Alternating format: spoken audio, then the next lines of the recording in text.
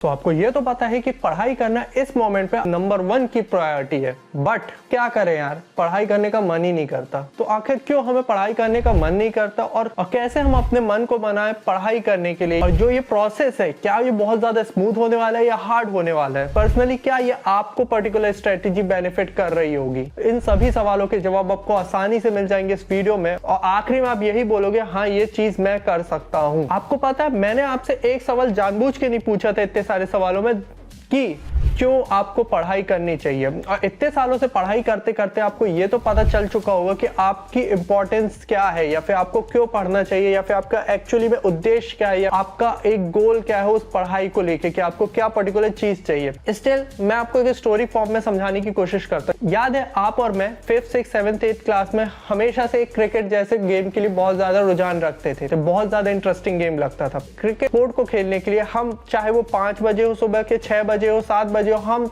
हमेशा से तैयार हो जाते थे। पर पता है ये सब चीजें इतना इंटरेस्टिंग होने के बाद भी क्रिकेट जैसी चीज को खेलने के लिए हम इतने ज्यादा डिसिप्लिन क्यों रहते थे? Because we have the inner motivation, that is कि मेरे को क्रिकेट इसलिए खेलना है क्योंकि ये चीज मेरे को बहुत ज्यादा अच्छा लगता है, और जो भी अदर काम है ऑब्वियसली उससे ज्यादा मेरे को ये इंटरेस्टिंग लगता है, जस्ट लाइक स्टडिंग हो गया, फिर कुछ अदर वर्क करने के लिए। दैट इज व्हाट क्रिकेट आपके लिए फर्स्ट प्रायोरिटी बन जाती है, और उसके लिए आप किसी भी मोमेंट पे तैयार हो जाते हो। सिर्फ मोटिवेशन से क्रिकेट नहीं खेल सकते, क्योंकि क्रिकेट खेलने के लिए हमें 11 से 12 मिनिमम लोग चाहिए, और इसके लिए हम सब चीजें करते हैं। हम अपने दोस्तों को फोन करके बुला लेंगे, हम क्रिकेट बैट का इंतजाम कर लेंगे, हम बॉल का इंतजाम कर लेंगे, हम पिच का इंतजाम कर लेंगे, और हमारे लिए सबसे मेन हम अपने ग्राउंड का भी इंतजाम कर लेंगे, और लास्टली हम अपने पेरेंट्स को भी कन्विंस कर लेंगे कि हमें क्रिकेट खेलने जाना है, प्लीज हमें जाने दीजिए, चाहे जैसे करें।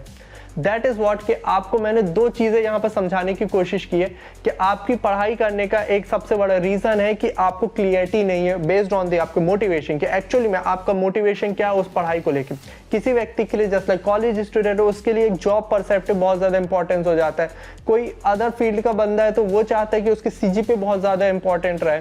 That is the inner motivation, और इस मोटिवेशन का मैं कुछ नहीं कर सकता, बिकॉज ये मोटिवेशन आपके अंदर से आएगा, और आप इतने ग्रोन अप हो चुके हो कि आपको ये बताने की जरूरत नहीं पड़ेगी मुझे कि जनाब आपको क्यों पढ़ाई करनी चाहिए, क्योंकि आप सभी लोग 11 12 मिनिमम, या फिर आप कॉलेज वाले लड़का या लड़की हो। बाकी I can help you with the planning, कि आप अपनी प्लानिंग प्लॉटिंग कर ले। 4-5 चीजें अपने अंदर से पूछे कि आप कितने बजे पढ़ने वाले, आप क्या पढ़ने वाले, और किस रिसोर्स से पढ़ने वाले, दैट इज आपकी बुक्स या फिर यूट्यूब वीडियो, और किस जगह पर पढ़ने वाले हो। ये कुछ एक डेफिनेट टर्म्स है कि हाँ ठीक है मैंने प्लानिंग कर ली कि मैं अभी इस वर्क डेस्क में पढ़ने वाला हूँ। जस्ट लाइक अगर मैं अभी इस पर्टिकुलर सिनेरियो में अपना एग्जांपल दूं, जैसे मुझे ये वीडियो शूट करनी, that is work for me, तो मुझे पता है कि मुझे 3 बजे, क्योंकि अभी 3 ही बज रहा है, तो मैं 3 बजे अपने वीडियो शूट कर रहा हूँ। मेरे को पता है ठीक है मुझे क्या काम करना है। सेकंड, मैं कहाँ शूट कर रहा हूँ, दैट इज ये हमारा स्टूडियो जहाँ पर बहुत सारी वीडियोस हमने अभी तक बना चुके।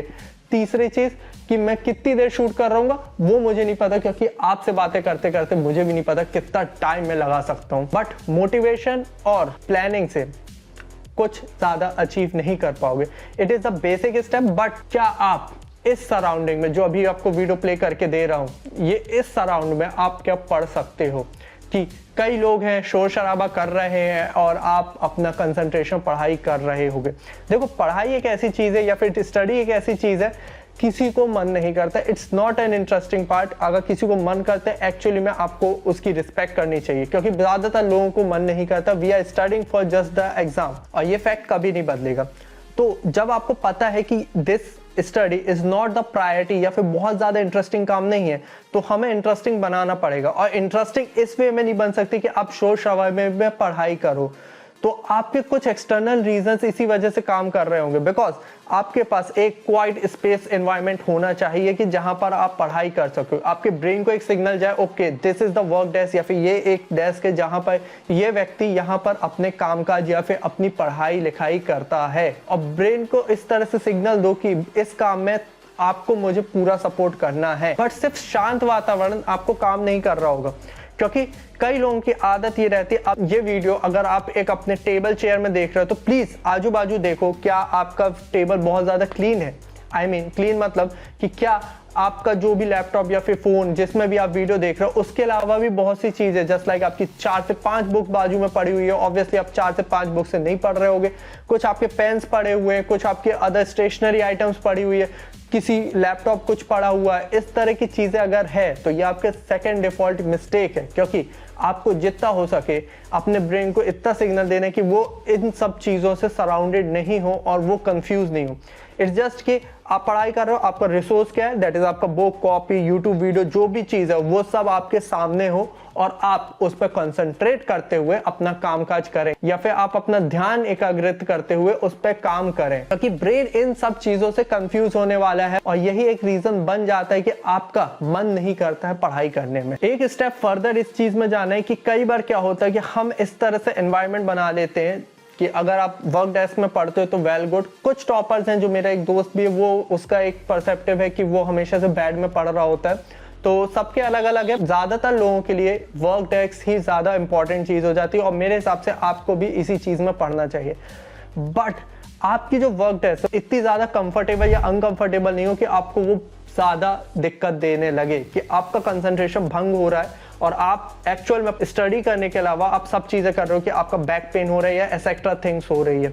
आपकी लाइटनिंग अच्छी होनी चाहिए कि हाँ ठीक है लाइट अच्छी है, डिम लाइट में मत पढ़ो। आपकी चेयर बहुत अच्छी होनी चाहिए, ठीक है चेयर इस कंफर्टेबल है ना कि मेरे को डिस्ट्रैक्ट नहीं कर रही, कि मेरे को ज्यादा इश्यूज हो रहे हो मेरे बैक में या फिर ज्यादा कंफर्टेबल हो रही है चेयर कि मैं सो ही जा रहा हूँ। इस तरह की चीजें नहीं होनी चाहिए। इट्स जस्ट लाइक कि आपका एक ये सब जो अदर फैक्टर्स है वो आपको सपोर्ट करें, ना कि आपको डिस्ट्रैक्ट करें। इन सब चीजों से मैंने आपको एक बेसलाइन बना चुका है कि एक्चुअल में आपका मन क्यों नहीं कर रहा था। इस मन को हम थोड़ा सा मैनिपुलेट करेंगे फॉर डूइंग स्टडी, बट उसके पहले आई नो इस टाइप की वीडियो आपको पसंद आ रही है और मैं चाहता हूं कि इस टाइप की वीडियो और मुझसे बनवाना चाहते हो तो आप सिंपल सी चीज कर सकते हो, just like a real audience that is subscribing this channel. बाकी coming back to the video, एक केस ले लो कि आपको पता है कि 2 दिन बाद आपका एग्जाम है या फिर आपका असाइनमेंट की डेडलाइन है या फिर समथिंग बहुत ज्यादा इंपॉर्टेंट काम है, बट तब भी आपके कुछ एक्सटर्नल रीजंस की वजह से, हो सकता है आप कहीं बाहर गए हो तो उस वजह से आपको बॉडी में पेन हो रहा हो या फिर आपको मन नहीं कर पा रहा हो या फिर आपकी बॉडी एग्जॉस्ट हो चुकी हो, इस तरह के एक्सटर्नल रीजंस अगर आपके पास आ रहे हैं तो कोई बात नहीं, ये सभी के साथ है, मेरे साथ भी है। बट मैंने एक चीज फाइंड कर ली थी अकॉर्डिंग टू इट, जो कि मेरे लिए था कि मेरे को सिर्फ अपने ब्रेन को ट्रिक करता था कि ठीक है मुझे ये चीज अगर मैं पढ़ रहा हूँ, कोई भी चीज मेरे सामने है, मैं इतना नहीं बोल रहा कि मुझे 1 घंटा पढ़ना है, 25 मिनट पढ़ना है या फिर 90 मिनट पढ़ना है, मैं सिर्फ बोल रहा हूँ ओके ये चीज अभी मेरे लिए काम करना बहुत ज्यादा मुश्किल है, मैं काम करता हूँ, मैं सिर्फ 5 मिनट्स पढ़ के देख लेता हूँ, 5 मिनट रूल अप्लाई करके देख लो कि सिर्फ मैं 5 मिनट दे रहा हूँगा। 5 मिनट आप पढ़ के देखोगे तो आपको पता चलेगा कि आपने करीब करीब 20 से 25 मिनट अपने दे चुके हो और आप एक टाइप का फ्लो स्टेट में आ चुके हो। और आपको जब रियलाइजेशन होता है कि ओके मैंने तो सिर्फ 5 मिनट बोला था पर मैं 25 मिनट पढ़ चुका हूँ, तब आपको लगेगा कि जो आपको स्ट्रेस मिल रहा था, कि मेरे स्ट्रेन मिल रहा था कि मैं ये चीज नहीं कर पा रहा हूँ, मैं बहुत ज्यादा एग्जॉस्ट फील कर रहा हूँ, वो सब चीजें अलग हो चुकी है। आप एक फ्लो स्टेट में आ गए हो और आप 20-25 मिनट के बाद भी एक शॉर्ट ब्रेक लेके आप अपनी जो स्टडी है उसको कंटिन्यू करोगे। तो जब भी मन ना करे पढ़ने का, एक काम करिए, दैट इज अपने आप से बोलना है कि ठीक है 5 मिनट पढ़ना बहुत ज्यादा मुश्किल काम नहीं है ना। 2 दिन में अगर आपके सेमेस्टर एग्जाम्स है या फिर हाफ ईयरली एग्जाम्स है या जो भी एग्जाम्स है वो स्टार्ट होने वाले हैं, तो आपको एक चीज जरूर दिक्कत दे रही होगी कि 6 to 7 सब्जेक्ट्स हैं, उस हिसाब से मुझे 25 से 30 यूनिट्स कुछ पढ़नी है। Okay, this is your challenge, ये आपका एक चैलेंज बन गया कि मुझे 35 यूनिट्स या 30 यूनिट्स मेरे को पढ़नी है। जस्ट ब्रेक इट डाउन कि ठीक है 5 यूनिट 5 सब्जेक्ट्स अलग अलग है, इसको मैं ब्रेकआउट करता हूँ कि ठीक है मैं इस सब्जेक्ट को आज के दिन पढ़ने की कोशिश करता हूँ, उसको भी ब्रेकआउट करते हम कि ओके चलो ठीक है 5 यूनिट है, इसको भी हम ब्रेक करते हैं कि 1 यूनिट मैं सुबह पढ़ लेता हूँ, दूसरा यूनिट दोपहर में पढ़ लेता हूँ, तीसरा यूनिट हो सकता है कि इतने में कर लेता हूँ, 4th यूनिट थोड़ा सा मैं ऐसा करूंगा शाम को कर लूंगा और 5th यूनिट मैं करीब 7 बजे तक एंड कर दूंगा।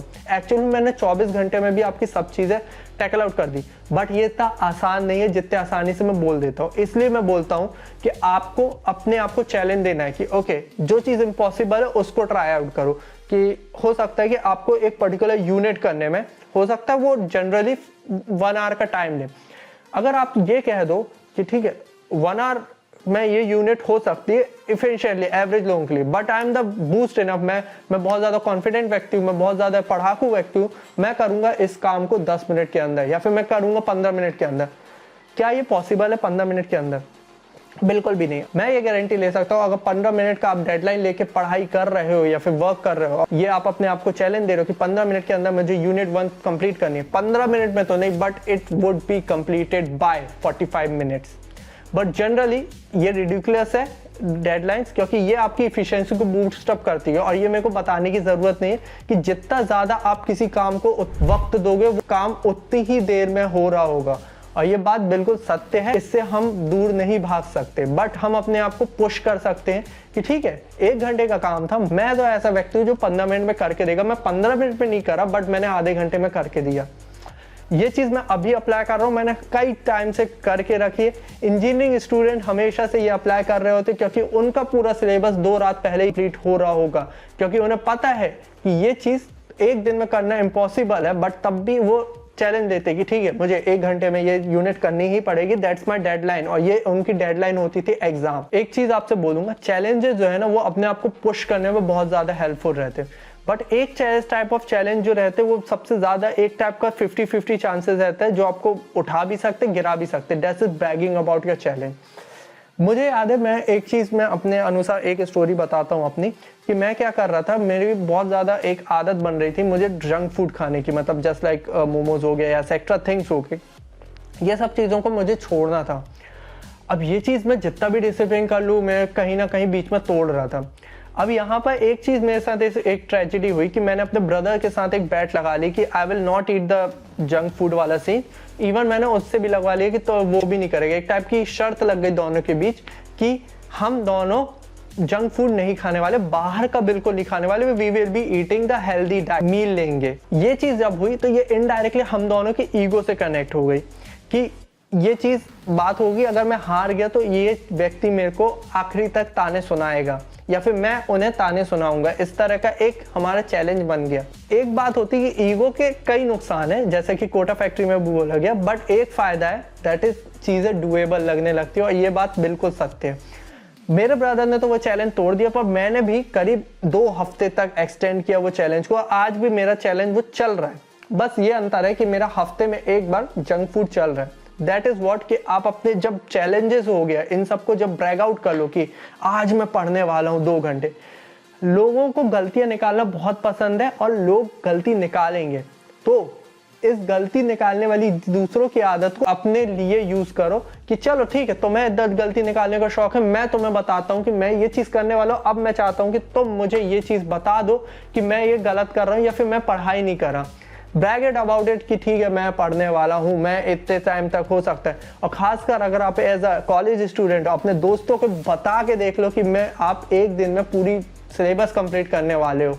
नहीं हुआ ना, फ़ोन करके आपसे ज़रूर पूछा जाएगा कि क्या भाई सिलेबस हो गया।